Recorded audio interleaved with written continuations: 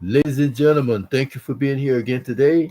And yes, like we say, many don't think that sexual addiction is an addiction. Oh, it's just because, well, hot natured, high libido, well, just horny, how you call that thing. Just gotta have something every once in a while. A little fun don't hurt nobody. No, it doesn't. But when it's out of control, it becomes an addiction, especially when you keep wanting it and desiring it more and more and more. So what are you going to do with what you can you do about this situation? So let's come to think about it. Let's do something about it. Let's talk about it. All right now. So anyway, again, we are here on Sunday night on YouTube, People in Love MD, and also on Clubhouse, People in Love. Yes. So think about it. Think about it.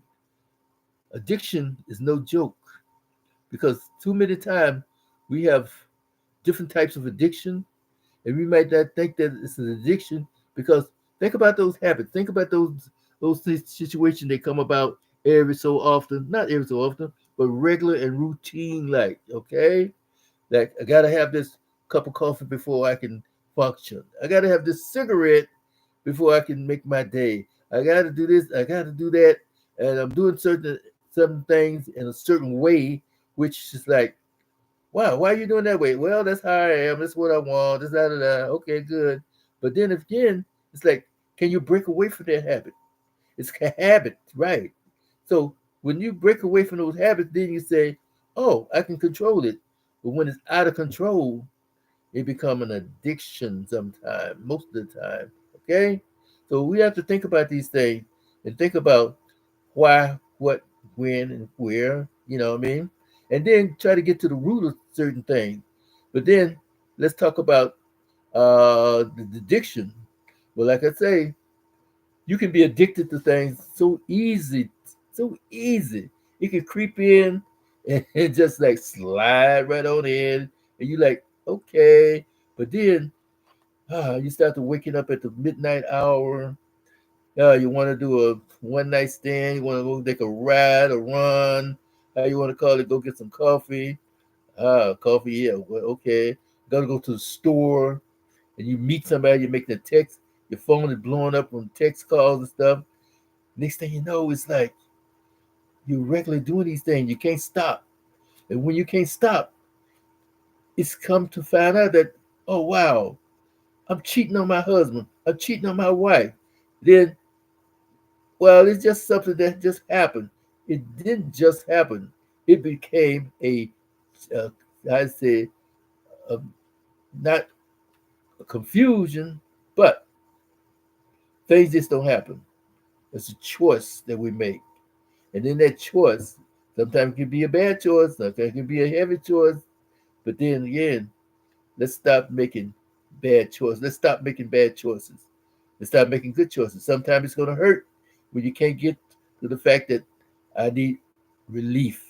I need a partner. I need somebody. But then what's in your mind?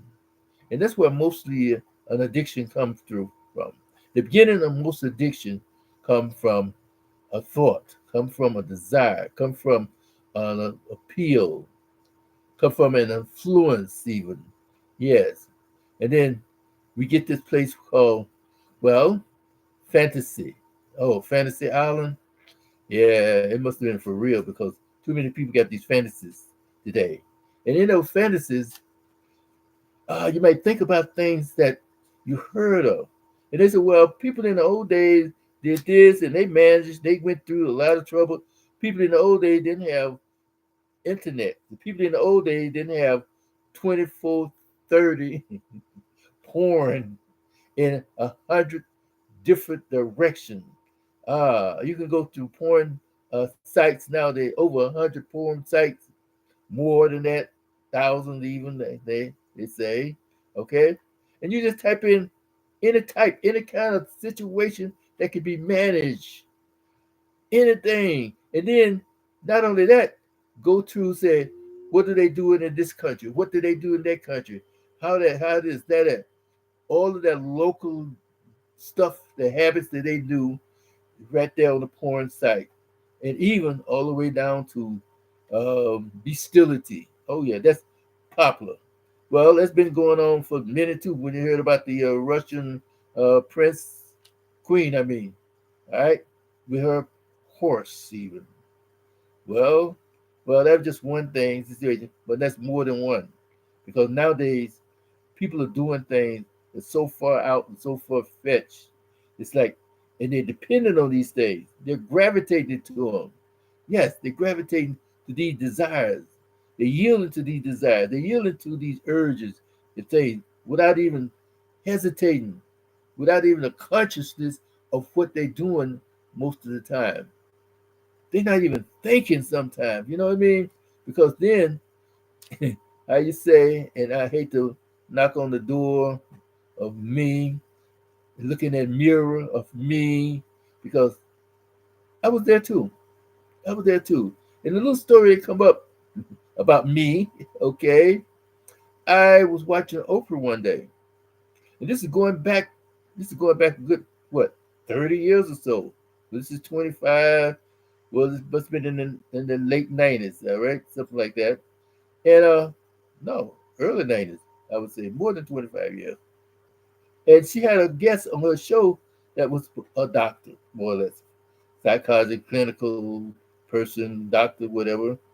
And this doctor was more or less involved with uh, sex. Okay, that's a sexologist they call them or whatever nowadays, right? But then they came up with the thing that uh, they were talking about the children, how little girls in their early teens, not no 18, 19, 20-year old. These are early teens, like about 12, 13, 11. They said the new goodnight kiss is oral sex. What? Back in those days. They don't talk about it though like nowadays. Now it's like you got to be 18. Okay, good. They changed the law. But I remember when the law was like 16, you can do what you want to do as long as they don't cry rape on you. And if they 40, if they cry rape, you in trouble. You know what I mean? Or either if you was a different race and go across the state line, they could still use that as a basis of punishment, all that kind of stuff. But anyway, now getting back to the addiction part, so much is happening through influences, through social media. Yes, you can go on social media now and see and do and talk and get pictures, get videos. Yeah, there's certain sites you can do, and then they had other sites that you come about with, like a young lady could be dancing. This is when twerking was so popular back a few years ago. I mean, hey, girl with twerking, the more she twerked, the more money she made. And what she would do would go on Cash App, not Cash App, but uh, what's the one that you just go on to, and then another platform they could go to, right? Um, Google, ah, and then you have a private room, more or less, and you let it be known that you're going to be there at a certain time, and they in turn have you to cash app, yeah, cash app, or either PayPal them so much money. Sometimes they would charge you 25, $30, $10, $100, whatever they would do, and then use that bit and watch without worrying about anybody else watching, because they have somebody there that can control who is in the room, more or less, right? So this is how things was doing, and so many young ladies made fortunes. But the point of it is that why and what?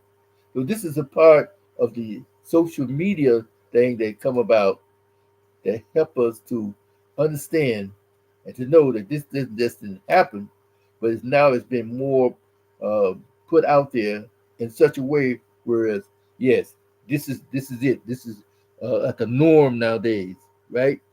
So anyway, So now it's like, okay, so you're doing this, you're doing that, and then started branching off. Say not just regular sex anymore. It's like all kind of we call it freaky stuff. You know what I mean? All type of stuff that come about.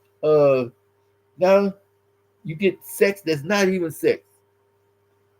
Untouchable sex, cyber sex, telephone sex, anything and everything that makes you want to have a desire, especially if it's an uncontrollable desire, then you are addicted.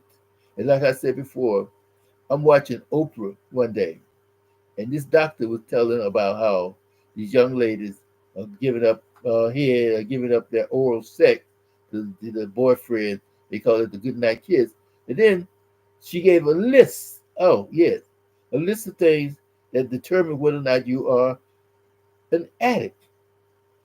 Wow, I failed miserably because I didn't realize that I was an addict. I didn't realize that that word sexual addiction was even in the category in the dictionary. But it is. But it wasn't talked about then. Just like I said before, it was swept under the rug. It was put in the closet, in the basement, overlooked, not uh, talked about. It was denied. Oh no, you're not sexual addiction. What is that? You know what I mean? Or either can't you say no? Well, you can say no, but don't mean no. No has no power in a lot of things when you're addicted. So if you control that no one time, then you'll make up for it in a few minutes, a little bit later on. You know what I mean? So now you get the place where women and men have been addicted. When a woman's addicted, more or less, she's like, okay, high nature, high volume, however you want to call it. And in her addiction, they call her a high libido. So it's the man, high libido. And then they would call her um, out of control sex. She would more or less call in the old days a nymphomaniac, nympho. And that term is still going, but they don't use it today like they did before. She had a high power that desired sex more and more and more. See, women are taught to say, okay, they were husband or somebody working out of state, out of town, out of the country, they would be there for months, sometimes a couple of years before their husband come back home. Sometimes the husband never came back home. So I don't know. They had the little situation going. Then here comes the toy industry. The toy industry. They help bring up this of how you call it, the makeup for the void. In other words, so she couldn't get the one night stand like a girls ladies do today. So she had other ways and other things to do sometimes, but she couldn't get that situation going right or whatever. But it was more or less a conscious thing. She did what she had to do, and sometimes, and this is what happened: do what you have to do in order to control the situation. And this is one thing that we do and we've been doing for days and days and days. So now she's more or less in that pickle in that situation.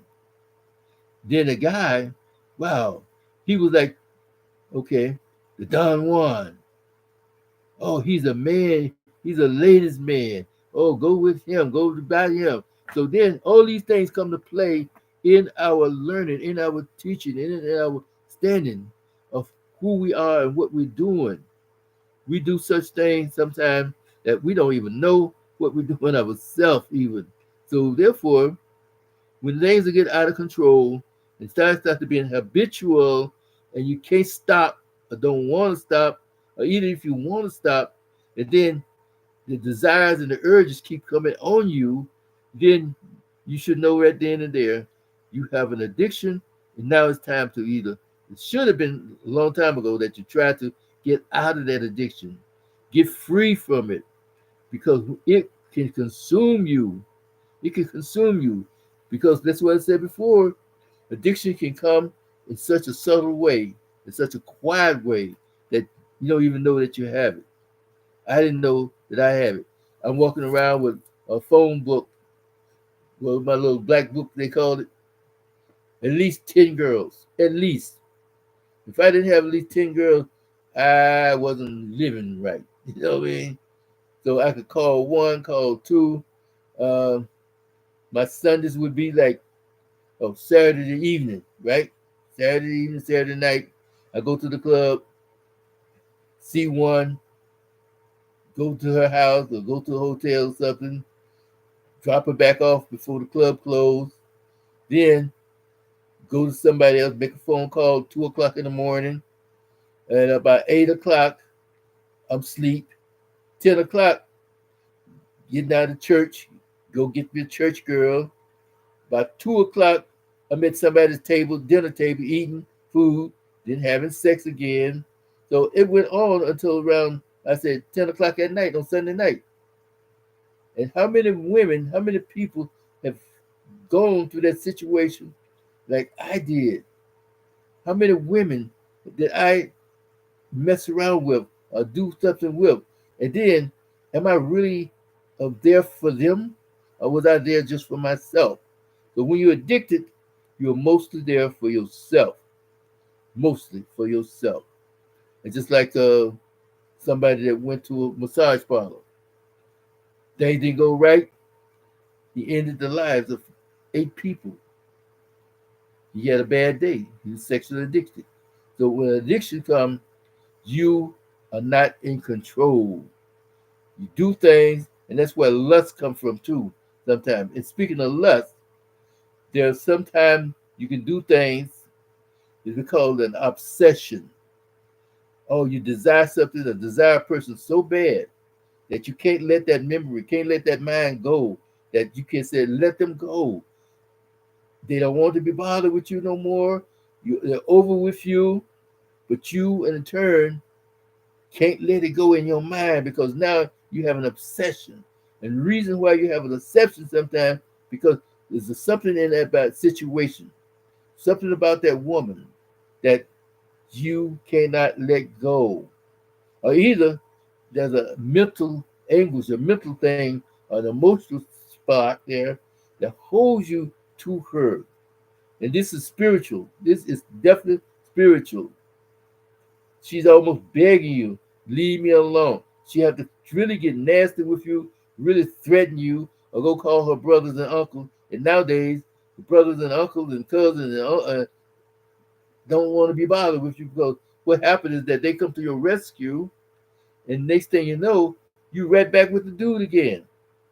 Oh, see, and then people say, well, you can get into trouble. Guys nowadays are so obsessed, and they have different mentalities, evil mentalities. They will kill people. They will kill a girl. They kill you for trying to help them. You know what I mean? You put your life on the line. Or either if you do something, try to help them, and you have to go to court. They ask you to come to court to testify. Then next thing you know, some of their friends are broken in your house or either beat you up. See, all these things come to play because this is the time that we're living in. This is the life we're living in. So what we do, we must by all means hold to people as a friend, as a gift, hold to people as something that's valuable. Let people know that they are valuable in your life. And then those who pray, let them pray. Pray hard because they need it. I'm telling you. Today's standard, prayer is needed. Education is needed. Try to teach about the red flag. Try to teach about the green flags and the yellow flags even. You know what I mean? Everything's not all peaches and cream in sex. So therefore, there's another thing too that we got to watch out for the abuse. Yes, domestic violence, sexual abuse, and rape, uncalled for, but it happens. So that's why sometimes a woman gets herself in a bad position because she's in a thought of a bad frame of mind, making bad choices, or either being influenced or intimidated, intimidation and fear It's the same thing. So she don't want to let go, or she can't let go, or she can't say no, or either she don't know how to escape from that situation, and so she go along with it thinking that it's going to be all right. And another thing too is that with domestic violence, most of the time it's the man uh, on to the wife or the female. He can't say, let it go. He can't walk away because he doesn't have the love for her like he should have because he said he loves her. But if you really love somebody, real love, then you would walk away and wish them well and be there for them in case they need something or need you for something. And this is how it works. This is how it can work. So many people that will come back and say, how you doing? I need you. I want to talk with you. Something going on. But then they get tied up and messed around with some guys that they're so jealous.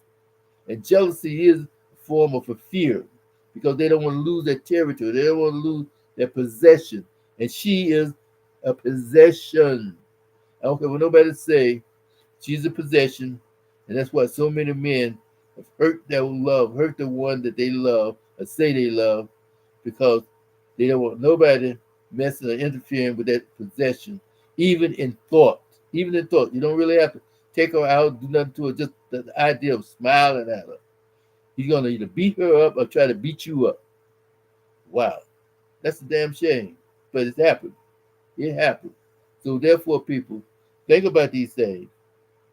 Think about what can go wrong and what can happen at any given time. And this is something to tell to we must by all means pay attention to the atmosphere. Pay attention to your surroundings. Pay attention to the fact that you are or she maybe is addicted.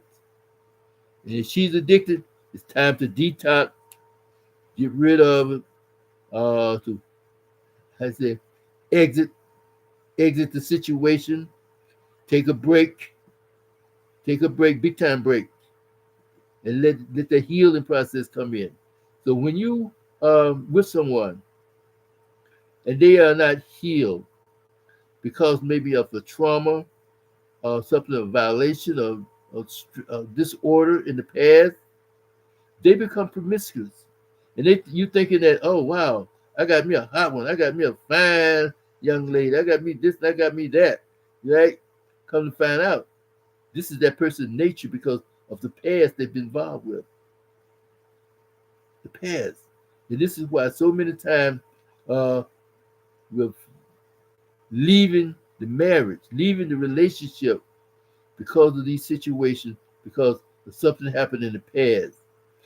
We're not teaching our men to take care of women, to cover them, to protect them, to support them. When a woman was first formed, the man Adam was out there tending to the animals, watching the animals. And of course, God says, be fruitful and multiply. And to be fruitful and multiply, there was a certain act, a certain situation that had to be done in order to be fruitful and multiply. Adam watching all of this, and his blood was running wild. So God said, I'll make him a helper, a comforter, right? Someone to be there for him and with him, be there with him. So then he caused a deep sleep to come into Adam. And he took a rib from the man, not from the dirt like Adam was made from the dirt. Man was made from the dirt, boom, boom, boom, and everything in him. But a woman, God took his time, really prepared her for the man. Woman was made for the man, from the man.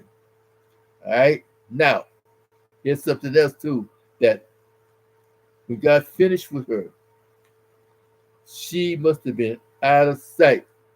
Because when Adam first saw her, he was good to go. At last, bone of my bone, flesh of my flesh, I call you woman, woven from man. Adam didn't know all that, but God gives him the inspiration right there, right then, to know. And guess what?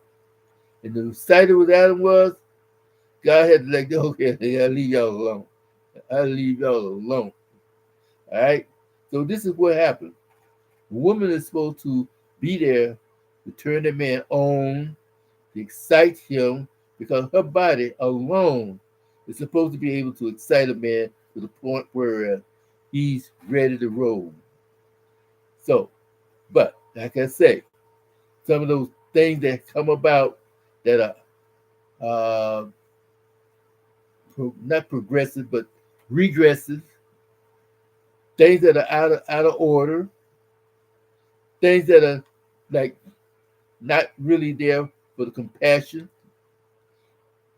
uncaring, unappreciative, and then come to find out he's not satisfying her. Wow. See, this is something else too. But the man is using his tiredness, he's using his uh, aggravation, he's using his depression, he's using his stress, he's using his uh, mindset, the pride, the arrogancy, all those things that he come about using that slows down his libido, slows down his desire to satisfy her because she was made to satisfy him. And because God told her, after talking about the serpent, and you have desired your husband. Your husband will be your desire, and he will have control over you. So most women understand that now, but the thing about it is that the men are not prepared to be in control of the woman. So therefore, as her nature is already there, it is already established, it is already presented the power to fire up a nuclear reactor, and here he is talking junk. I don't want to be bothered. I'm tired. Leave me alone. What? So he's going against the will of God, right there and right there. Oh well, you're supposed to give me my due, my just, this, that, and the other when I want it, when I want it, how I want it. Yeah, but you're not doing anything about it. You're born. You're leaving her stranded. You're aggravated. You're fussing. You're bickering. You're lazy. You're out of shape. All of these things that come about.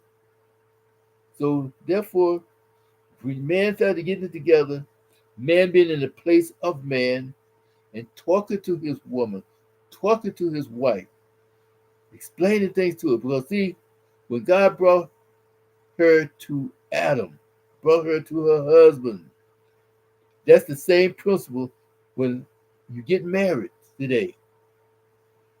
Usually the father of the bride brings her down to where the husband is. That's what God did. Brought her to Adam. And that's when Adam said, wow, bone of my bone. He was ready to roll.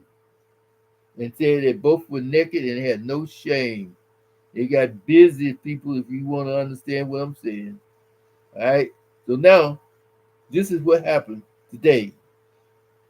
Woman has automatically have the father syndrome, a daddy syndrome. Something about fathers that can really win over the daughter. But fathers are not at home anymore. Daughters are getting to be rebellious. And then the father taking advantage and misusing the daughter or the young lady or his niece or any girl, misusing her. So now she look at any man a little bit older than she is as a father figure. That's it. But it comes to the place where it's not working like it's supposed to work, like it should be working. So we just here to bring it to you to let you know that God is good and wants you to understand these things.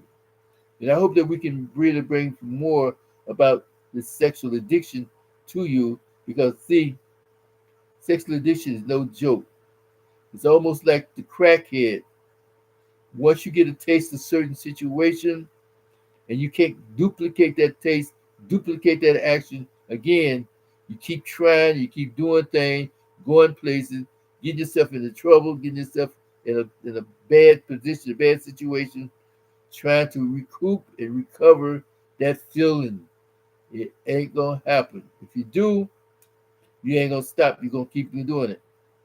So this is what happens sometimes when she runs into a situation whereas she has been into a long-term relationship outside the house. This is what happens sometimes when she leaves the house and leave her own children because she found something that's not so exciting, but the atmosphere is exciting. The atmosphere, people, think about it. The husband is born, the husband is tired, the husband, well, I've been doing everything for you. I'm working this and working that, working. But she wants to be appreciated. She wants to be celebrated. She wants to be satisfied. People fulfilled even. So that's her nature. She wants that excitement. She wants to see Adam excited one more time. When Adam was excited, bone of my bone and flesh of my flesh, they both got busy. And that's what she was there for. That's what she made for, really. Even though she have a mind, even though she have a heart, but you'll never know sometimes the fullness of a woman. That's why patience counts, to be able to teach, to be able to know and understand her, whatever amount of time that you have for her, with her. Get to know her as much as you can. Get to know her heartbeats. If not, know when she cried, know when she's sad, know when she's happy. And then correspond yourself to that place because she's your queen, she's your helper, and she's be there with you and for you to help you through those times, help you through those days when you are out there hard work. You come home, she comforts you, comfort you. But now both of you work together.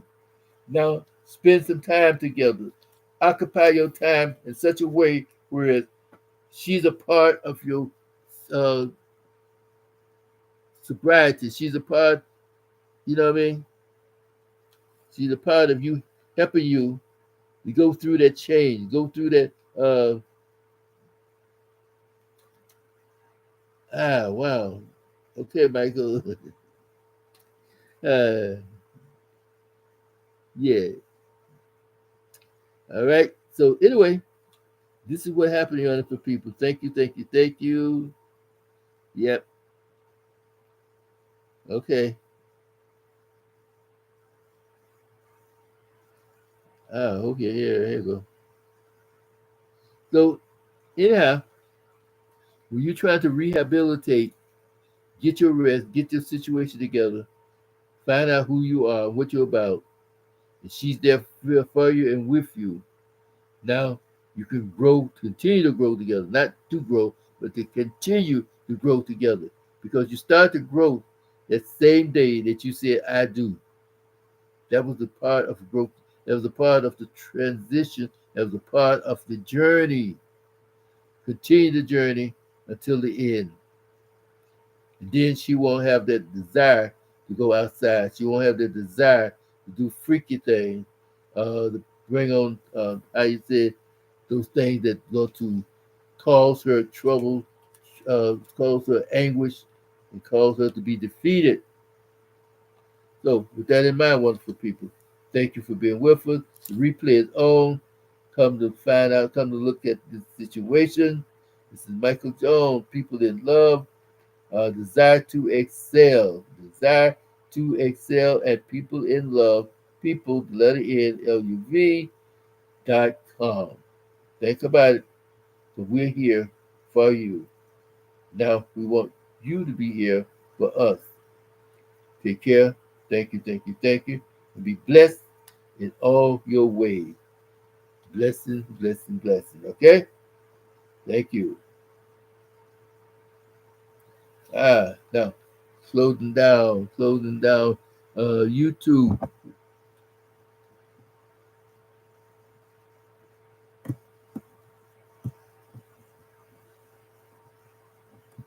Okay, YouTube is closed down.